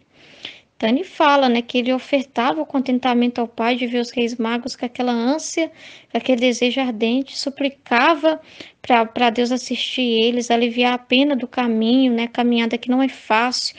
E faz isso para a gente também, né, na nossa caminhada. Não é fácil viver a divina vontade, não, mas o Senhor está nos assistindo. Ele está com os olhos voltados, olhando para os seus filhos. Então a gente não precisa ter medo. A gente tem um Deus que nos olha, que nos vigia, que está atento a nos corrigir, a nos admoestar, a nos alinhar mesmo ali na linha reta que ele quer que a gente siga, e não sair dessa reta. Então ele leva a gente a se anular totalmente mesmo, para que a gente fique totalmente assim, com os olhos puros na visão que ele quer nos dar, com os ouvidos puros, abertos para aquilo que ele quer nos comunicar, com o coração puro, totalmente, né? Então ele pede o alívio quando a gente sente o peso da dificuldade de caminhar. Ele também, assim como ele reza pelos reis magos, reza por todos aqueles também que sofrem, porque quer encontrar Deus e enfrenta muita contrariedade, porque na nossa realidade aqui, né, foi falado da China também. Na nossa realidade aqui, ainda você é livre para ir na igreja, você marca a missa e vai. Mas lá não, né? Lá eles quebram as igrejas, né? Lá quem não adora lá o presidente deles lá, que não concorda com ele, simplesmente sequestra a pessoa desaparece, entra dentro das casas, invade assim, não tem nenhum respeito à propriedade privada de ninguém, tá? Não tem, é tudo na mão deles, tá tudo na mão deles. Então não tem liberdade para você amar a Deus. Não tem liberdade para você ter uma opinião, para você falar assim, eu não sou contra esse partido aí, essas ideias malucas. Imagina um professor na China que não passa. Imagina um professor cristão na China. Se tiver, são poucos. E sofre muito e tem que ficar no anonimato. Porque senão é preso, é morto. Entende? Sem ter direito à defesa. Então o Senhor também reza, né? O Jesus, né? Suplica ao Pai por essas pessoas que enfrentam as dificuldades no caminho, de poder seguir a Deus, né? Num país muçulmano onde o islamismo predomina também, onde países de guerra, né? Onde as pessoas não têm muita perseguição, muita contrariedade. Às vezes o missionário quer ir até esses lugares, mas é barrado, até no aeroporto já é vigiado, você está carregando Bíblia e tal. Então, o Senhor, né, suplica por essas pessoas. Então, a nossa vida também, a nossa fidelidade, a nossa busca aqui ajuda também essas pessoas, que a gente reza em nome de todos, a gente caminha em nome de todos. Então, a nossa fidelidade aqui é suporte e ajuda para essas pessoas que estão sofrendo e que não têm a oportunidade que a gente tem. Olha que benção que a gente tem a oportunidade de estar aqui no WhatsApp falando de Deus. Tem lugar que não pode, entende? Então, a gente também, esse contentamento e essa dor que Jesus vai falar também da dor, da preocupação dele, né? Com as dificuldades. Essa dor e preocupação ele divide para que a gente também tenha esses mesmos sentimentos para com os nossos irmãos, de rezar, de suplicar ao Pai para dar força para aqueles que estão sofrendo muitas perseguições, que não tem como estar evangelizando, que tem que enfrentar barreiras, dificuldades terríveis, não é? Então, em todo o tempo da viagem, não deixei de olhá-los, sempre com olhos amorosos e convidá-los a virem depressa conhecer-me. Então, o Senhor, ele, né, foi o convite do Senhor também é ansioso, ele responde do mesmo jeito, né? Então, ele fala: venha, antes de você ter ansiedade de vir me buscar, eu já tinha. Antes de você é, pegar lá e seguir a estrada, é eu, né, que preparei tudo para você viajar e vir. Então, essa ansiedade que eles sentem é a ansiedade de Jesus neles, que Jesus deposita neles. Então, assim também, esse amor que a gente sente, esse desejo de conhecer cada vez mais, esse desejo que a gente sente assim na divina vontade, esse ardor que acende no nosso coração ao ver as meditações da escola, de aprender cada vez mais, é um convite amoroso do Senhor para vir depressa, vem depressa conhecer-me, porque eu estou, como ele falou, eu estou me derramando nessa escola. Eu estou me derramando nessa escola. Ele está dizendo que está com os olhos fixos aqui, amorosos, convidando, vem depressa conhecer-me, porque eu tenho muita coisa para derramar. Minhas graças são abundantes, as minhas graças são abundantes, não perca nada. Então, os convites e os estímulos da graça penetravam-lhe efetivamente no coração. Esses convites o Senhor também faz com a gente, no nosso coração. E às vezes a gente não responde, né? Não entende, né? Às vezes procura outras coisas, né? É o que acontece hoje em dia também. Se o ser humano tá ali, né? Penetrando, né?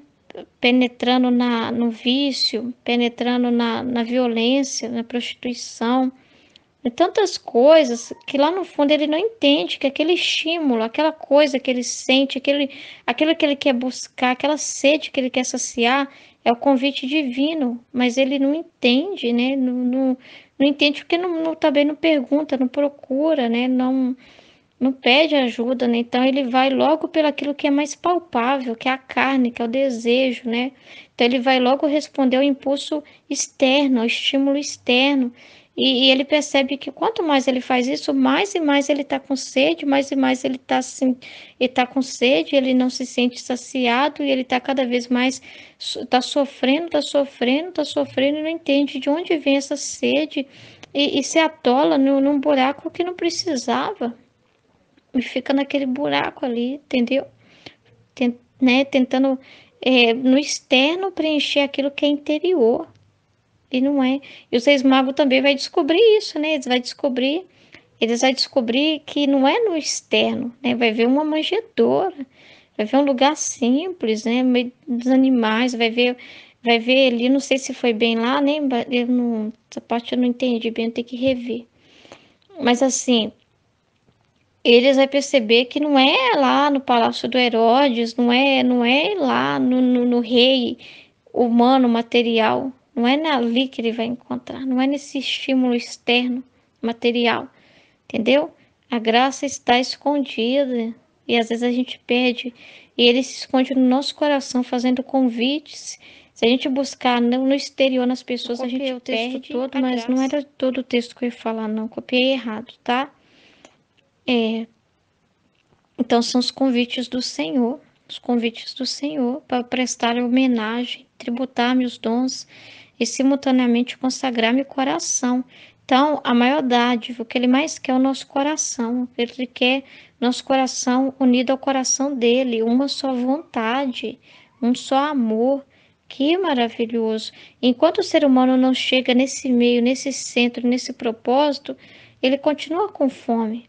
Ele continua ainda assim, meio que aqueles que ainda buscam, mas ainda fica tão superficial, que está sempre com fome, está sempre inquieto, está sempre angustiado, não tem paz, não tem constância, porque enquanto não se chega nesse absoluto, né, dessa união absoluta, extrema, no extremo, no mais alto grau de, de união, que é a união dos corações, enquanto não se junta e se liga, ainda assim você vai ainda sentir a balançar, você vai sentir as outras correntes, as outras coisas, você vai sentir os outros impulsos, os vícios ainda vão estar ali, não vai ter ordem, entende? Precisa, para a chama se consumir, é necessária essa fusão. Então, constituiu para mim, esposa caríssima, muita alegria ver também correspondido o convite que ele dirigia. Como o Senhor fica feliz quando a gente corresponde a ele, né? De verdade, dizendo, né, Fiat, faça-se, faça-se, Fiat, eu acredito, eu creio no que o Senhor está ensinando. Não por dúvida, não por obstáculo. Não tanto por meio da estrela, quanto por intermédio da graça, né? Não pelo sinal, não precisa de sinal externo, não precisa de uma estrela aqui, ó, me afirmando que a divina vontade é isso mesmo, não precisa disso. É a fé. Eu creio, Senhor. Eu creio porque o Senhor falou que é. Porque o Senhor disse para mim, basta. Basta. Não precisa de sinal nenhum. Imagina, você vir até Jesus sem precisar de sinal, porque muitos vêm pelos sinais, né? Muitos são movidos pelos sinais, pelos milagres, curas que recebe, um momento de muita dor, de sofrimento, né? Mas para permanecer é pela graça. Só pela graça que se persevera. Porque isso tudo pode falhar, sinal. Ora, você ficou doente, recebeu uma cura, começou a seguir a Deus, de repente veio outro problema. E aí? E aí você pede e não acontece do mesmo jeito que aconteceu antes. Uma vez você é curado e da outra não. E aí? Tem que ser pela graça, tem que ser pela fé. Tá? Tanto mais volvia para eles os olhares com amor, e eles se tornaram mais ardentes, inflamados de desejo e amor para comigo. Ai, maravilha. Pedi ao Senhor para sempre, porque quando a gente sente um desejo muito grande, é Ele mesmo colocando na gente, inflamando a gente com o amor dele. Aí Ele coloca na gente esse desejo para que a gente possa cada vez mais querer dar esse amor para Ele. É para a gente ir para Ele esse desejo. É pra gente ir pra Ele. Só Ele vale a pena, né, gente? Vamos falar sério aqui. Só Jesus vale a pena. Jesus vale a pena. Não é mesmo? Jesus vale a pena. Só Ele merece, gente. Ele que merece esse amor, entendeu? Quando eu falo só Ele que merece, eu tô falando que não tem que dar corda pro mal, não. Pecado pra quê? Pecar? Pra quê? Pra que pecar? A gente já sabe o que o pecado faz. O pecado tira. O pecado tira aquilo que a gente acha que tem, não tem nada. O pecado tira tudo. O pecado tira tudo. Entendeu? O pecado é terrível. O pecado não despe a gente, não. Sabe o que o pecado faz? Ele descarna a gente, arranca a nossa carne, arranca da gente a imagem e semelhança com Deus, que Ele que deu essa imagem e semelhança. O pecado torna a gente um bando de zumbi, um bando de monstro. A carne é uma lepra, perdão. O pecado é uma lepra muito grande, desfigura, deixa a gente feio, igual o Padre Léo falava, escancarado, de feio mesmo. É isso que o pecado é. O pecado desfigura, o pecado apodrece. Pensa na coisa mais, pensa na podridão, né? Podridão, tudo misturado, pior. Pensa no pior coisa que tem, de mais nojenta que tem. Isso é o pecado. Agora, Jesus é tudo de bom. Tudo de bom. Tudo de bom. A gente não é esse negócio de que a gente perde as coisas seguindo a Deus, né? Muitos têm medo, né? Porque pensa que vai perder. Perder o quê? Quem teme perder alguma coisa é porque se sente dono de algo. A gente não é dono de nada, não, gente. Deus é dono de tudo. Deus é dono de tudo e divide com seus filhos a sua herança. Então, quem vive no amor de Deus desfruta de tudo sem se prender a nada, sem viver apegado a nada. E para quem ama a Deus, só Deus basta. Não precisa de mais nada. Porque Deus para a pessoa é coisa melhor, sabe? Eu lembrei de uma imagem que eu, né, até fiz um vídeo dessa imagem de Jesus com um urso gigante na mão, atrás, né, escondido, e pedindo a criança para entregar o urso pequeno, né, e falando, confia em mim, né? Ou seja, mostra que o que tinha para dar é muito maior que aquele ursinho que a menina estava segurando. Aí eu pensei assim, Jesus não precisa de ter nada nas costas. O Senhor já está na frente dela. Depois de ver o Senhor, importa se o Senhor tem alguma coisa para dar escondida? Para. Né? Até meditei isso na casa hoje. Não é a graça, Senhor, é Jesus, que Jesus fala. Eu sou a graça em pessoa, Luísa. Se eu estou com você, como você me questiona se você está sem a minha graça, sem que eu sou a graça e eu estou com você? Então tem coisa melhor. Então, né, vamos pensar. Sentia potentes e amorosas setas penetrarem-lhes o coração, sem entenderem de onde tão grande amor e desejo procedia. A gente também não vê, né, essa seta. A gente não vê uma seta de amor vindo e entrando dentro do nosso coração e perfurando. Mas esse amor, esse desejo é Ele. É Ele que põe. Né? Então, participavam influindo de um santo ardor e atônitos não sabiam nem podiam investigar-lhe a razão. Por que que o Senhor me ama? Né? Se falasse, por que que o Senhor me ama, Senhor? Né? Às vezes a gente, né, olhando para nossa pequenez, mas o Senhor hoje nos ensinou a desapegar até dessa pequenez. Formar o vazio, deixa Ele te amar, deixa Ele te amar. Não põe barreira, não põe barreira. Deixa Ele te amar, tá bom? Em nome do Pai, do Filho e do Espírito Santo, amém, Hoje filho. vou comentar a aula, né? A aula da Escola da Divina Vontade. E o que entendi, né, sobre o vídeo, né, sobre o estudo de hoje da vida íntima de Nosso Senhor Jesus Cristo, da Escola da Divina Vontade, do livro da monja Cecília Bage, sobre a vinda do Reis Magos, né, que os três reis magos eram pagãos e que Jesus converteu o coração deles, né? Atraiu o coração deles, deu uma graça muito especial para trazer até o recém-nascido, que era Jesus, em Belém. O que Jesus fala sobre esse vídeo é muito importante, sobre a confiança, de a gente confiar nos caminhos da divina vontade. Eu estava passando por um processo que eu estava começando a deixar a desconfiança.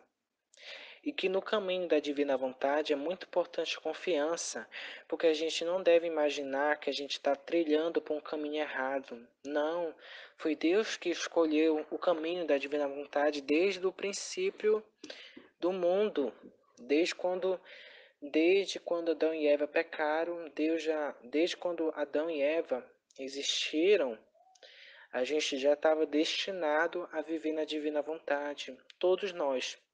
Só que veio o pecado original e daí veio a redenção, né? Veio a redenção, Jesus Cristo se fez homem e depois veio Luiz Picarreta, mas mesmo assim a gente continuou destinados à divina vontade.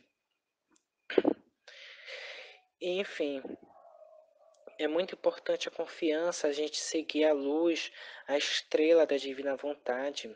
E essa estrela é os próprios conteúdos da divina vontade. A gente não deve ficar igual macaco, né? Pulando de conteúdo em conteúdo. Eu tinha a tentação de pular de conteúdo em conteúdo, né? Eu era muito obcecado por ficar pesquisando conteúdo de outras místicas, mas Deus não quer isso. Deus ele só quer que a gente fique no nosso lugar, na nossa ordem a qual a gente foi criado. E Deus criou, Jesus inspirou, né, a criar a Escola da Divina Vontade. E a Escola da Divina Vontade é muito importante, porque Deus ele se derrama aqui, Deus ele se mostra 100% aqui na Escola da Divina Vontade. E se Deus quer a gente na Escola da Divina Vontade, a gente deve ficar aqui. E a Escola da Divina Vontade é muito importante para mim, porque me abriu muitos olhos, é uma graça muito grande, de muitas luzes, muitas graças de entendimento. Amém. Fiat. Em nome do Pai, do Filho e do Espírito Santo. Amém.